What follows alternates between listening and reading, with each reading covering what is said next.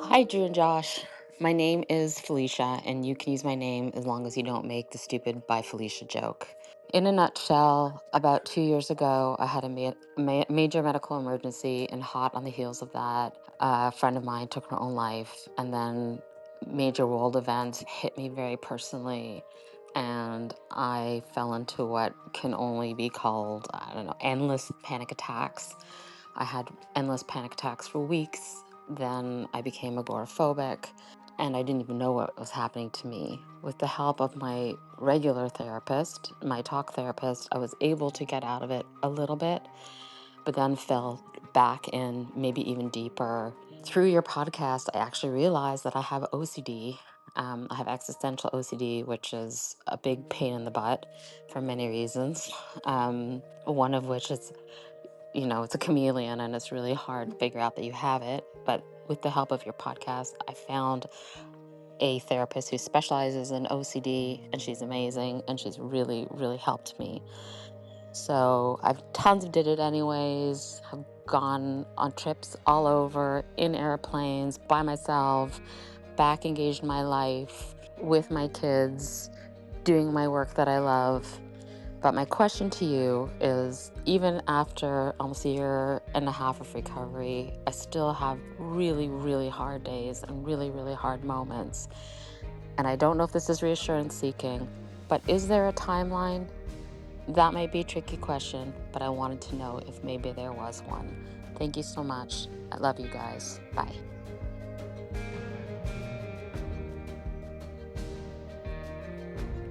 Welcome to Disordered. This is episode 128 called Hi Felicia. Today's episode is actually called How Long Until I'm Desensitized. We were originally going to call this episode How Long Does Recovery Take? But as you've heard from previous episodes, I'm just going to ban that word because it's not helpful. Suggests a singularity, not an attitude shift. My name's Joshua Fletcher, also known as Anxiety Josh, and I'm a psychotherapist, author who specializes in the topic of anxiety disorders. I'm based in Manchester, and I really enjoy talking about this topic, previous sufferer of it, and it's one of my favorite times of the week. And I'm joined by my co-host. Yes, all the way from New York. I'm Drew Linsalata, the other guy with a microphone on Disordered. I'm also a therapist that specializes in anxiety and anxiety disorders, also a former sufferer of the very things we talk about here, clearly a podcast host. I post on social media. I talk about this stuff all day long because I'm a big nerd and I love it. And yeah, I'm kind of happy to be here. Hi, Felicia. Good job, Yeah. Felicia. That is good. It's really good. You've done some really good work, and that's what we always start on, in a good place. But obviously, as we know, with anxiety, particularly OCD, it wants certainty, a singularity, a measurable, identifiable thing that we can be like, yeah, that's it. I've done it now. It's over. But the irony is, if you're asking yourself, is it over? It's probably not over because you still care. And so desensitization is what I like to propagate anyway. I'm not going to speak on behalf of Drew, but how long does it take for me to desensitize? And I think that's the accurate question that everyone with an anxiety disorder should be asking themselves, because sometimes we can become resensitized. It's happened to me, happens to many people. But when you start saying, oh, I'm recovered, and then you say, oh, I'm no longer recovered, it kind of suggests that, oh, no. Do you know that wound I had on my leg, and I had it zipped up? Yeah. This morning it exploded. And it kind of like, and I have to stitch it back up again. It's like, no, that's not the imagery or the approach we take. Just how long does it take for me to desensitize? What are your thoughts? I like it. I know you've been on a crusade to eliminate the word recovery. I'm with you on that. And I'm kind of digging desensitization. I'm going to take it for a spin for the next few weeks. We'll see how it feels. Try it on. And I think desensitization makes sense because really the state you're looking for is how long does it take for me to get to the point where I have a very triggering thought in the case of OCD, or maybe I had a panic attack and I haven't had one in 6 months, but I had one yesterday. How long does it take for me to recognize that might happen sometimes, but it's okay? I don't have to take special evasive action. I don't have to declare myself broken. I don't have to, go back and listen to the podcast again. I don't have to do it. Like, no, I don't have to fix it. It's okay because it's going to come and go. And I can handle that. Like, that's the point you want to get to. And I think you're desensitized to your own scary thoughts and emotions and bodily sensations. It's probably accurate. How long does it take to get there? Yeah, and desensitization in the case of Felicia. So, uh, desensitization in the case of Felicia is, what if this never goes away? What if the universe is infinite? What is consciousness? Whatever the strand of your existential OCD. And desensitization is, oh, there's that thought. Right, what was I doing? Yeah. That's it. Yeah, That's exactly. it. Well, You I know, think there's yeah, that thought, and oof, I get that big rush of like, "Ugh, I don't like this, like scariness or whatever. But all right, what was I doing while I'm scared? It'll dissipate. I know I don't have to dig into this. So, done. it will, it'll make you upset. There's no doubt about that. But okay. Yeah. But sometimes it won't. Oh, that's true. That's a really good point because I've actually had people, even in my practice, they're like, well, but I had that thought again. I'm like, okay, well, what was the impact? Oh, kind of nothing. All right, then what? Yeah. Then it's not a discussable thing. You had a thought. No. Yeah. And most people with OCD and anxiety will tell you they've had a previous theme that they've had that consumed their life, that made them feel horrendous. Mm, And then the new one comes along, and the other one they become desensitized to because they weren't engaging in fixing compulsions and trying to fix themselves or fighting the thoughts. mm, And when I asked them, well, what do you feel about that thought now? And they're like, oh, I don't care about that. It's this new what if that's now scary. Well, you become desensitized to the other one. You just didn't realize you did because you stopped compulsing. yeah. So what I'd say to Felicia is, it's not about getting rid of the thoughts. And when you use the word like recovery, how long does recovery take? No, what you should be asking yourself is, I wonder how long it can take me to become desensitized to this because I don't want it to affect my life. That's the more accurate reframe. Mm. I think the hard days. I mean, I can appreciate what she's saying here. Like, but sometimes I have really hard days. Like, how do Mm, you define the hard day? Some days I just feel it more. If the feeling, the thoughts seem louder or they seem more frequent, and the feelings they produce just feel very powerful. Well, some days you're more resilient than others. Me too. Like all of us. Some days we're more flexible than others. Some days I can shrug my shoulders at a skipped heartbeat. Some days it'll take me down for a few minutes. Like that's kind of normal.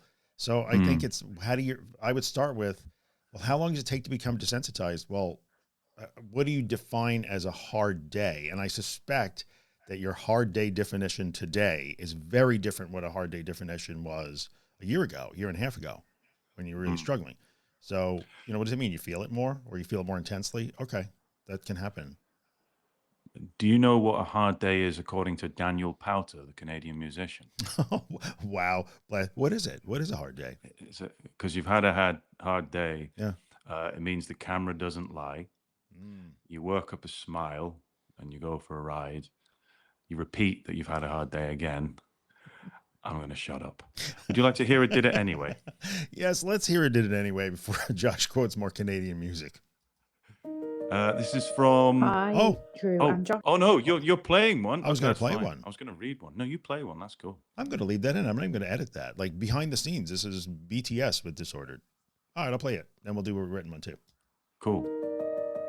Hi, Drew and Josh. This is Helen from the Wirral near Liverpool.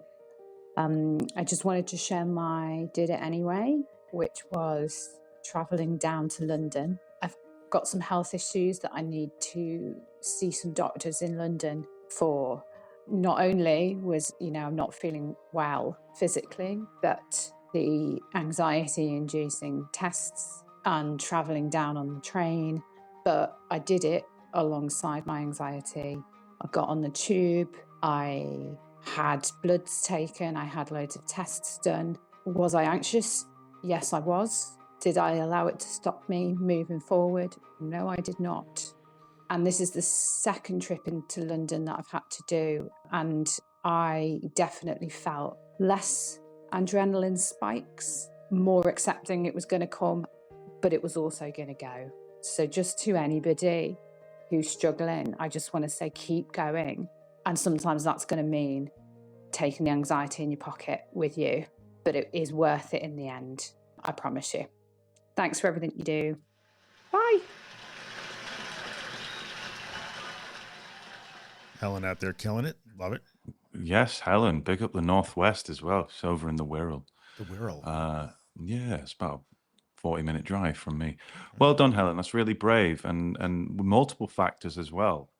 The anxiety, plus you're not feeling great, and you manage to do it anyway. And it's also really sweet that you encourage others as well. It's a good indicator of who you are as a person. I love that. Yeah, we get another one of those later too. I love when you guys cheer for each other. That's actually the best thing that I have on social media too. Do you ever do a social media post on Instagram, whatever, and then like you don't look at it for a while and you comment, and your comment section is just a long conversation between 3 or 4 people, like all cheering for each other, like Yeah. encouraging. Like that's the best thing about social media right there. Well, that's what's going to happen in the Disordered app, isn't it? That's why we're doing it, so people can feel a sense of camaraderie. Can I read my... Yes, since I so rudely interrupted you with all my audio equipment. Yeah, you and Helen. Come on, know. Helen. Come on, Helen. Let's go step on Josh again. Let's do it. You and me. No, What do you well got? done, Helen. This is from Kristen. I wanted to share an OCD win with everyone, so it's on point for today's episode. Yes, you can use my name. I'm well into my ERP journey, and I've noticed a dramatic reduction in OCD symptoms. However, like anyone, I still have days where the bubble sucks me in. Yesterday was a loud OCD day. I had a hair appointment and found myself on the hamster wheel. Definitely was wanting to stay at home because what if any of those what ifs come true? What if I just couldn't cope? Well, guess what? I took all those what ifs with me and went anyway. I didn't announce to my stylist that I was anxious like I used to. Went in with the intentions of giving her 51% of my attention. I ended up giving her and the environment 95% of my attention and left there feeling worlds better than when I had arrived. I ended up finishing the day running other errands I was going to put off. Not every day is easy, but not every day is as hard as it once was. I encourage everyone to stick to the small steps as they amount to big steps eventually. Much love from Kristen. Oh, great job, Kristen. Love it. That was amazing. I love that. I love the prep for it as well. Like, no, I am going to do it. Yeah. What is in my power? Well, attention's always in my power. Not 100% of it, but I can use as much as I can and stick to it. And then you Billy Maysed it as well. So not only did you get your hair done and it looks wonderful and everyone swoons in your presence because your hair looks wonderful, you went and did other errands as well, which is so good. Well done, Kristen. I really appreciate that. You know, the other thing that's in your control, how do you talk about it? So I love the part when she's like, I did not tell the stylist that I was anxious, which I would normally do. Yeah, very good. Which sometimes, which is okay if you want to, if you're Sure. starting out, but it sounds like Kristen noticed that it was a compulsive behavior. Yeah. So it's completely okay to tell people if you're anxious. I don't rule that out, but Kristen's noticed, actually, I keep doing this. Let's step it up a little bit. Yeah. I think there's a difference too, and then we'll get back on topic, I promise, between like, hey, if I'm a little fidgety or I look a little bit off, I'm really anxious today, but it's okay. I'm working on it. I'm handling it. It's okay. Don't ask me about it. Sometimes that's a great way to talk about it. If the talking about it is compulsively like, I'm so anxious, my anxiety's through the roof today. This is terrible. This is hell. I don't know what's going on. Why is this happening to me? You got to kind of stop doing that after a while. So great job, Kristen. I'm sure the hair looked great too, unlike mine. So. Yeah. Is that why you always wear a cap? So this morning, I definitely threw the hat on. I'm like, this is not working out today. So anyway, well, it's early here. Give me a break. As if I really care anyway. But how long does it take then? Come on, man. How long does it take to be desensitized? How long is a piece of string? Well, the one on my desk is, I measured it before, it's at 4.3 centimeters. But the point I'm making is everyone's different. It depends on the variables in your life. It's not a competition. Sometimes it depends on how long you've been on the hamster wheel and the habits that you've developed with anxiety. It depends. Some people take to it like a duck to water because they can. Maybe the variables in their life are favorable. You know, it's not got to the point where it's all consuming. And some people are like, well, actually, this has been me for 10, 20 odd years. I've got some seriously ingrained habits and some fears that I need to break down. So for me as a therapist, I don't know about you, Drew, it doesn't matter. We Yeah. get there when we get there. Yeah. You know, as long as you keep trying, as long as you keep seeing the improvements and proving yourself wrong, well, your anxious self wrong, that for me is the trajectory, and that's all we ask for. But you know, it's a common question you ask, and actually, it's a big red flag when someone says, "Oh, I'll get you fixed in 4, 6, 8 weeks." No one who actually understands anxiety disorders would ever give you that guarantee. Yeah. You just keep going, you keep building on it. It is possible. You know, I think one of the things, and you know, this is what we do for a living, or at least part of what we do for a living. We're guilty of it too, though. Not we. I mean, the royal we in anxiety specialists and that whole CBT and the research behind it, because we are the kings of manualized treatment. So like manualized DRP says, yeah, it's 20 something sessions usually. Come on. Is it Yeah. like, is anybody listening, like fully like overcame their OCD in 22 weeks because, you know, Edna Foa said you should? Like, no, it never works that way. It just doesn't work that way. But I think that's, unfortunately, you hear things like, well, CBT tends to be shorter duration, which is true, but there's no timeline. No single person has a timeline. You get there when you get there, like Josh said, and you get there how you get there, because you're not an anxiety disorder with legs. You have an entire life and a culture and beliefs and a family background and lived experiences. And like all of that stuff comes together to influence how you apply these principles, how you do the mechanics, how often you do it, how often do you practice, how willing are you to challenge your old beliefs. All of those things enter into this picture. And I think some people are, hey, listen, hey, some people are just more sensitive than others, and that's not a crime. We need all the different people in the world. And that means that some people will be a little bit more prone to feel like, oh, today was such a hard day, I'm failing, or I'm not making progress, or it's coming back. Other people can shake off a hard day a little bit more easily, but that's okay. That's just an individual difference, and we can work with that too. So there's no answer to this. How long does it take? I don't know. As long as it takes. Yeah. Yeah. Are there factors that you think can contribute, not makes one person match another person, but what are the factors, and maybe this is a loaded question, that helps any individual person maybe move along at a more consistent pace? Um, Again, it's self-compassion. If I'm being honest, as a therapist, and I hear this a lot, when people say like, "How long does this take? How long does recovery take?" Mm. In my head, often my head goes, maybe this person has perfectionism or perfectionistic tendencies. Maybe they feel the pressure to get better because other people are relying on them, maybe, or something. There's a pressure there. Mm. And the people who recover, I just used the word recover. Ejected, getting kicked out of his own podcast. The people who become desensitized quicker are the people that are willing to lose that urgency quicker. Like, okay, this is the situation. Mm. I'm sensitized at the moment. This requires compassion, kindness, and time and patience. Ironically, and again, with an anxiety disorder, ironically, the people that accept, okay, this is where I'm at, this could take a bit of time, and I'm going to be my friend, they desensitized quicker than the person who's like, I need to get this. How long? Yeah. You know, how Yeah. long can I do this? Sean Kassam said I could do it in 4 weeks.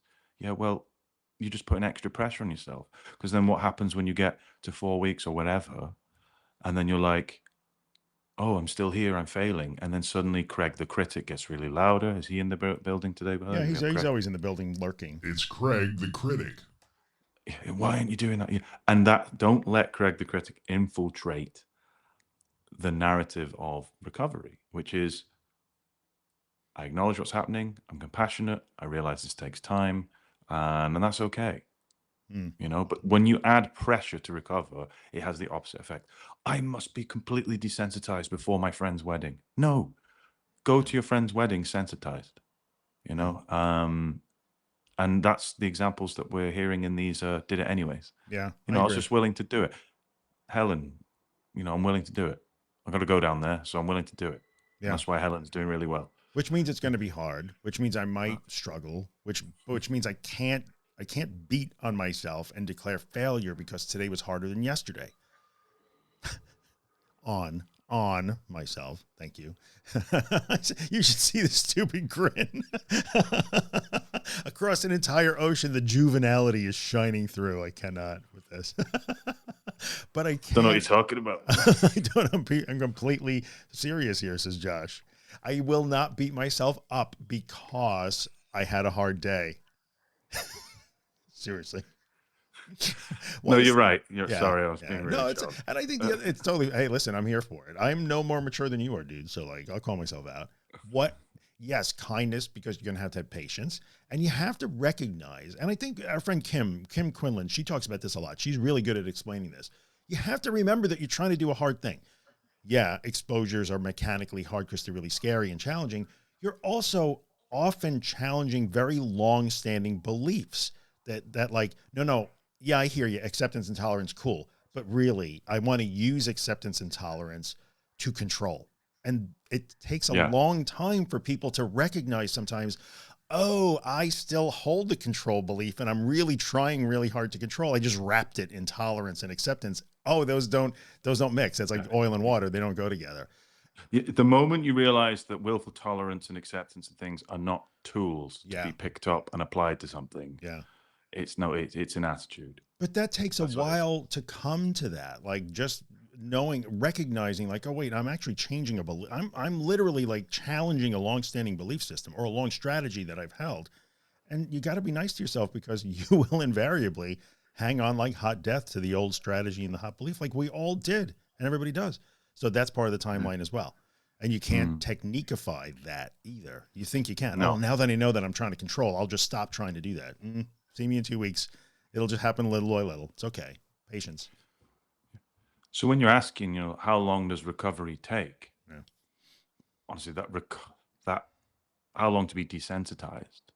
And if you're someone who asks yourself that, I strongly, strongly recommend to reframe that question as, okay, I'm intrigued and curious to how long it can take for me to desensitize myself to these feelings I don't like, whether they're symptoms, derealization, scary thoughts, palpitations, and whatever. That's the question you should be asking. Semantics are powerful, and we've done an episode on this. The words you use are so powerful. The way you create that narrative is very powerful. It's okay. How long can it take for me to desensitize myself to this?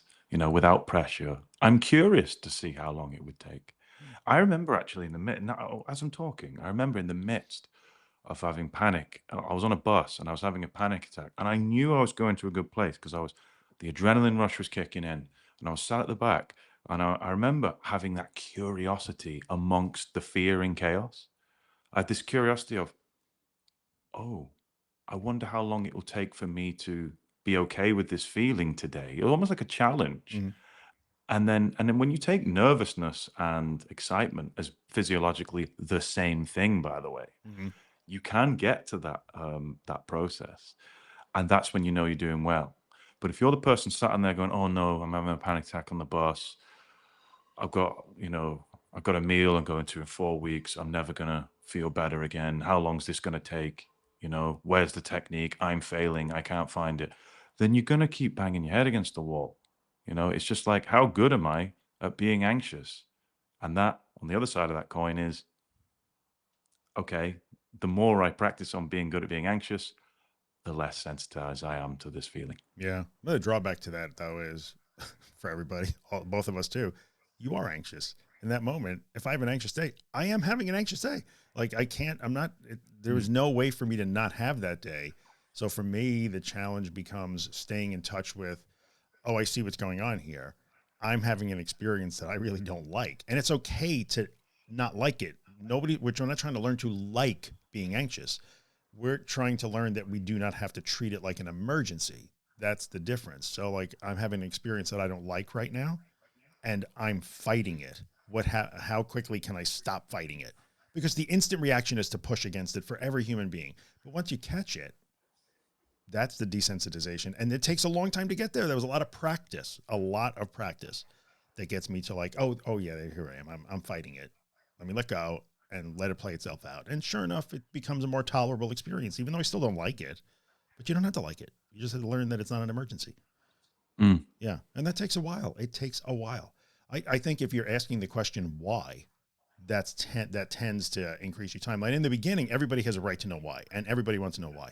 And it's normal, like, frustration Y is different than control Y. So if you're having, Felicia's having a good run and then suddenly she has a couple of bad days, you got to look for, but why? Why is this happening? Why is this happening? I'm pissed off because I've been having a few good days and I don't like that I have to do this now because I want to have more good days. Yeah, get it. Why is this happening to me? Come on, give me a break. But why? Why does it happen? Why is it happening? How can it stop happening? What do I have to do? And that's the moment you've lost the willful of willful tolerance. That's I right. love it. I love springing that really righteously and smugly in my practice. Sure. Like I've just delivered it for the first time. I'll sit there and I'll look up and put my cigar down. I'm like, it's because you lost the willful intolerance. You're like Captain Quint in Jaws. And then that moment. Josh channeling his inner Robert Shaw from 1974, whatever it was. But yeah, you're right. But everybody's going to lose the willful some days. You can't always be willfully tolerant. Yeah, I do sometimes. Yeah, 100%. You're having a bad day or whatever. You're stressed. You got under some emotional load. I'm just not terribly willful today because I kind of hate the world. All right, no problem. That was a tough day. It happens. Yeah. Try again tomorrow. Yeah. Completely. Yep. Would you like another written did it anyway? I would, and then I'll play an audio one. How's that? Okay, cool. Let's do it. I don't think this person said I could use their name, so I'll read it anyway. Hi, Josh and Drew. I just want to say thank you both for the podcast alongside a lovely therapist. You have really helped educate me on why I feel and experience anxiety and panic in the way that I do, so that I no longer feel broken and in fear I was damaged. That's great to know. To the point I am considering a career change to help others too, once I feel confident I'm healthy. Well, that's really good. We could always use another anxiety disorder informed therapist. I wanted to share a did it anyway and hope to further share a really big did it anyway. 18 months ago, I was abroad and experienced a traumatic incident in which involved a hospital visit after a drug-related incident. This caused a period of shock and unlocked some childhood trauma links I had buried and had never thought about, which now make a lot of sense. Due to this, I had a period unable to regain my normal life routine and led to the experience of panic phobia and avoidance. I've had EMDR, which helped process the trauma incident, but I just couldn't shift the adrenaline rushes in supposedly normal and safe environments, which led me to feeling broken and a sense of hopelessness. I now know that this is my threat response misfiring. I've had a period of exposure therapy motivated by some of your episodes.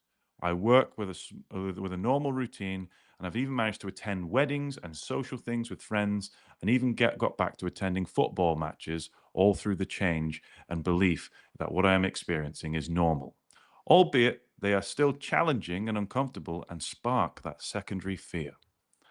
However, via some extreme adrenaline rushes and a day of building the confidence to press submit, I have booked to go with my partner to go abroad for the first time since the trauma.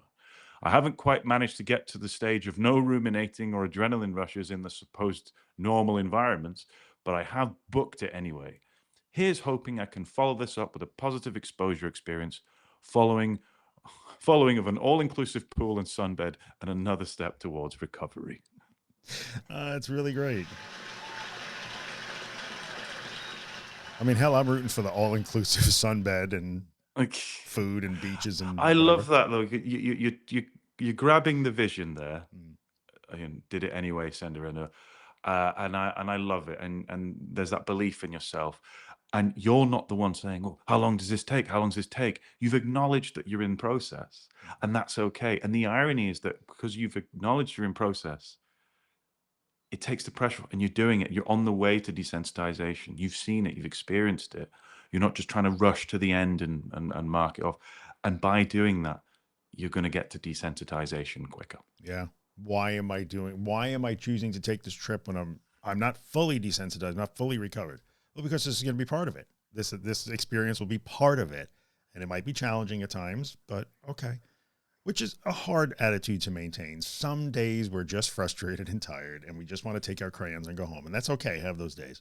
But I love that one. Like I also could really relate to the lot of back and forth before I hit that submit button to buy the tickets. And, but should I, shouldn't I? I've been there. And there's no Craig the critic going, well, why are you doing this? Why are you doing that? Why can't I? It's just, Yeah. I just love that compassionate acknowledgement of where they're at. Yeah. This is where I'm at, and this is what I need to do next. Yeah. 100%. No, like, why am I not at the end? Why have I not completed it? Yeah. Just, what's the point?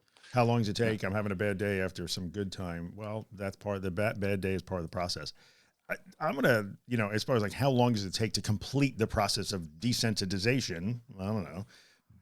I think we need the bad days, to be honest with you, because they are reminders, they're refreshers. There's a reason why you and I have to do continuing education, right? At least here, to maintain the qualification. I'm sure over there too. I got to show New York State that I'm taking classes and staying on top of things. Yeah, there's a reason for that. Because if I don't, I'm going to start to get rusty and I'm going to forget skills and I'm going to maybe forget some concepts. So like, good, we should all continue to learn. And an anxious person needs a challenge sometimes as a reminder that like, oh, that's right. My job is to be good at being present with my difficult experiences too. If I'm having really good days and I go back into autopilot, which we all do, we're not thinking about it. Of course, the default state is not thinking about how you feel. So when suddenly how I feel becomes important again, it grabs my attention. I need that reminder to like, oh, that's right. I need to practice now. Because I think that's the way it goes. And especially with OCD, we know that when things get tough in somebody's life, somebody whose OCD would be termed in remission technically may surface again because that's just the way it is. But the same with other anxiety disorders as well. So you got to practice sometimes, which sucks, but think of it that way. Mm. All right. Yeah. Should we do absolutely? Bang on. That's bang on, Drew. Yeah. Another did it anyway. Sometimes you come out with good stuff. Every once in a while, if you hang in long enough on an episode of Disordered, I'll say something smart. Here's something smart too. Ready? Yeah. Come on, man. My Mac is not cooperating. Here we go. Hi, guys. My name is Mo. You can use my name. I use they, them pronouns. I wanted to thank you guys and maybe inspire someone else sharing my experience. So last December, I was unemployed with such bad health anxiety that I was basically bedridden for a month. I was really dizzy. I thought I would pass out. I didn't go outside. Some days I couldn't even sit up for an extended period of time. It was really bad, and I had this huge panic attack around New Year's. And then through Reddit, I found your podcast, and it kind of changed my life. And now I'm a functional person again. I have a job. I got the job recently, a few months ago.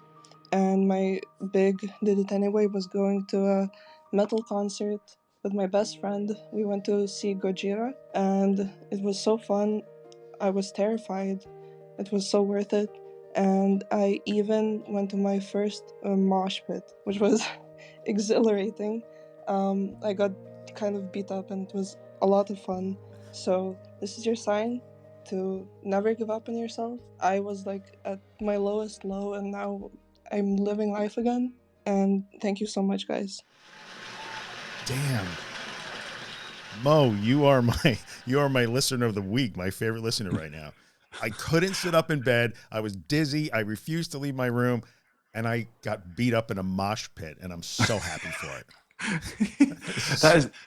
What would non-anxious you be doing right now? I'd probably be in a mosh pit being thrown around. Okay. I'll go do that then. I cannot love this any more than I do. So good. You ever been in a mosh pit?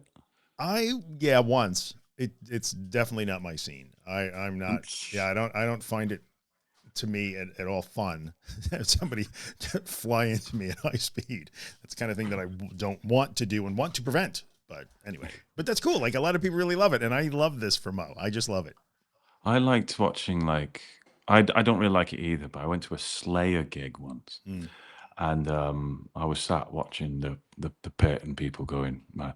But what I really enjoyed was the how everyone looked after each other. Yeah. So there's people all sizes, shapes and sizes in there, and it looks quite intimidating. And I saw someone fall, and I thought, oh my god, they're going to get trampled. And no, all the scene, or the fan, they make sure everyone's okay. They get them to the front. They get them, to safety and stuff. And I enjoyed that moment of compassion over the very loud music and flames and everything else that was going on. Slayer, love it. Gojira. It's funny because everybody always say, if you go to a concert, tell us who you saw. Mo saw Gojira. But how great, right? To go from I'm terrified of the sensations that I'm having to, look, I'm a functional person. That was really great. I think it's brilliant. Well done, Mo. By the way, we didn't save you. We didn't save anybody. You did that. Maybe we Yeah, provided some breadcrumbs for you to follow, but like you did hard things to do that. Yeah. I was just hanging Come out to here. the mosh pit, Mo. Right, exactly. We're just sitting here cracking jokes, drinking coffee. Like we didn't do anything. You're the one that did it. So you guys don't ever forget that. So anyway, that was really awesome. Thanks for sharing. Yeah, really good.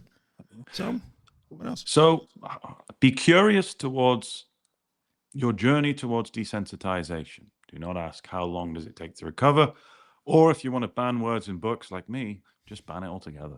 That's the message from me. What's yours, Drew? I think it's patience, which is really an act of self-kindness, which is something foreign to a lot of people. So it is what it is. It's going to take as long as it takes. And I hate to be super cliche about this, but it's kind of a lifetime process because there's no such thing as like suddenly we're not anxious anymore. We don't feel bad things anymore. Sometimes you will. I feel like there's a sound effect coming, or maybe I'm wrong. No, I don't. I was maybe get the eagle. No, I'll save that for another time. When you say something American, I'll try my best next time. Anyway, I think we're good. That was how long does recovery take? How long does desensitization take? You know what we need? A bleep.